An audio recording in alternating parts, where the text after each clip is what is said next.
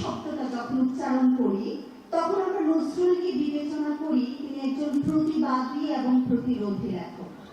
এর বাইরে আসলে নজরুলকে কল্পনা করি খুব কম, কারণ নজরুল বিদ্রোহী, আমি বিদ্রোহী নজরুল নিজে বলে দিয়েছেন। এই যে নজরুল আমি বিদ্রোহী কথাটা বলেছেন এবং এই একটা কবিতা যেটা হলো বিদ্রোহী কবিতা, অসংখ্য বার তিনি আমি আমি শব্দটা উচ্চারণ করেছেন এবং শেষ পর্যন্ত এই কবিতার মধ্যে নজরুল আমি থেকে আমরা শব্দটা উচ্চারণ করেছেন। অর্থাৎ একজন লেখক, একজন কবি কতটা শক্তিমান হতে পারলে, কতটা লেখনীতে শক্তিমান হতে পারলে, শব্দ চয়নে কতটা দৃঢ়তা দেখাতে পারলে আসলে আমিকে আমরাতে রূপান্তর করা যায়। এবং এই আমরা এখনো পর্যন্ত সেই অগ্নিবীণা প্রকাশিত হওয়া কিংবা বিজলি পত্রিকায় যখন বিদ্রোহী কবিতা প্রকাশিত হতো সেই সময় থেকে আজকের এই একবিংশ শতকে সমকালীন প্রেক্ষাপটে বিদ্রোহী কবিতার বাইরে বিদ্রোহ আসলে হয় না। আমরা দেখব 24-এর যে গণঅভ্যুত্থান ঘটেছে কিছুদিন আগে কিংবা আরো আগে ভারতবর্ষীয় ভারতের 47 থেকে শুরু করে যতগুলো রক্তাক্ত ইতিহাসে ভারতবর্ষ এই বাংলাদেশকে কেন্দ্র করে গড়ে উঠেছিল, নজরুলের বিদ্রোহী কবিতা কিন্তু অনুপ্রাণিত করেছিল। নজরুল কিন্তু শুধু বিদ্রোহী না, নজরুল প্রেমের কবি। সেই প্রেমের কবি কিভাবে নজরুল কিন্তু প্রেম করেছেন অনেক, এবং এমনও আছে যে নজরুল হলো কোনো অভিবাসন দিতে গিয়ে একজন কলেজ শিক্ষার্থীর প্রেমেও তিনি করেছিলেন এবং তিনি তাৎক্ষণিকভাবে বসে লিখেছিলেন তুমি সুন্দর তাই চেয়ে থাকি প্রিয় কি মোর অপরাধ।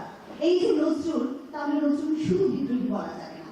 ঢাকা বিশ্ববিদ্যালয় 1956 সাল পর্যন্ত ছেলে এবং মেয়ে একত্রে বসা নিষেধ ছিল প্রক্টর দপ্তর থেকে। তো 1925 থেকে 26 সালের দিকে আমরা জানি যে ঢাকা বিশ্ববিদ্যালয়ের প্রথম মুসলিম ছাত্রী হলেন ফজিলাতুন্নেসা। তো নজরুল যখন ঢাকা বিশ্ববিদ্যালয়ে গিয়েছিলেন তখন নজরুল চিনত না।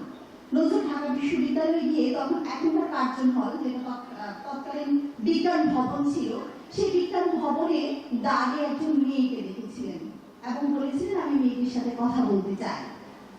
এবং কথা বলতে চাই বলার সাথে সাথে তার বন্ধুরা বলেছিল ঢাকা বিশ্ববিদ্যালয়ে ছেলে মেয়ে কথা বলতে পারবে না। তখন নজরুল বলেছিল আমি কথা বলবো। নজরুল কথা বলেছিলেন এবং বলেছিলেন যে আপনার সাথে আমি আগামীকাল সন্ধ্যায় দেখা করবো। আমি সুনিকৃত হলাম আপনি গণিত বিভাগে এবং মুসলিম প্রথম ছাত্রী। নজরুল তাকে উদ্দেশ্য করে অনেক কিছু লিখেছেন, গান লিখেছেন, কবিতা লিখেছেন। তাকে স্মৃতিচারণ করে তিনি চক্রবাকে তার বিরহ বেদনাকে তুলে ধরেছেন। সেই নজরুল আবার রাজদণ্ড হাতে নিয়ে ন্যায়ের কথা বলেছেন। রাজবন্দির জবানবন্দি প্রবন্ধে আমরা দেখি নজরুল কি বলেছেন, রাজার হাতে রাজদণ্ড, আমার হাতে ন্যায়দণ্ড। সেই নজরুল উপন্যাস লিখেছেন মৃত্যু ক্ষুধা। যে মৃত্যু ক্ষুধা উপন্যাসে নজরুল বলেছেন একদিকে জীবন, একদিকে ক্ষুধা। ক্ষুধা মানে জীবনকে বাঁচিয়ে রাখার আরেক নাম। নজরুল মার্ক্সবাদকে তুলে ধরেছেন, নজরুল বিবর্তনবাদকে তুলে ধরেছেন, নজরুল লিঙ্গুইস্টিকের কথা বলেছেন। নজরুল অনেক ভাবনা ভেবে নজরুল তার প্রবন্ধে তরুণের সাধনাকে ব্যক্ত করার কথা বলেছেন। তিনি বিশ্ব সাহিত্যের, বিশ্ব পরিমণ্ডলের বিভিন্ন সাহিত্যিককে তার সাহিত্য রচনায় স্থান দিয়েছেন। সেই নজরুল শুধুমাত্র সাম্যের কথা বলেননি, সেই নজরুল শুধুমাত্র অসাম্প্রদায়িকতার কথা বলেননি। নজরুল এই ভারতবর্ষ, এই বাঙালির মধ্যে জাতীয়তাবাদী চেতনা স্ফুরণ ঘটিয়েছেন। নজরুল চল চল চল ঊর্ধ্ব গগনে বাজে মাদল, নিম্নে উতলা ধরণী তল, চল রে চল রে চল বলে মার্চের মতো করে মানুষকে জাগ্রত করেছেন। ফলে সেটা হয়েছে আমাদের রণসঙ্গীত। নজরুল সেই লেখক যে লেখক তার সন্তান হারানোর বেদনাকে ব্যক্ত করেছেন তার বুলবুল গজল সমূহে। নজরুল সেই লেখক যে লেখক শুধুমাত্র মুসলিম ঐতিহ্যকেই তুলে ধরেননি, তিনি হিন্দু পুরাণকে ব্যবহার করে লিখেছেন শ্যামা সঙ্গীত। নজরুল সেই লেখক যে লেখক নারীর অধিকার নিয়ে কথা বলেছেন, শুধুমাত্র নারী কবিতাই না, শুধুমাত্র মানুষ কবিতাই না। নজরুল লিখেছেন রাক্ষসী গল্প, নজরুল লিখেছেন পদ্মগুচ্ছ গল্প, নজরুল লিখেছেন শিউলিমালা গল্প।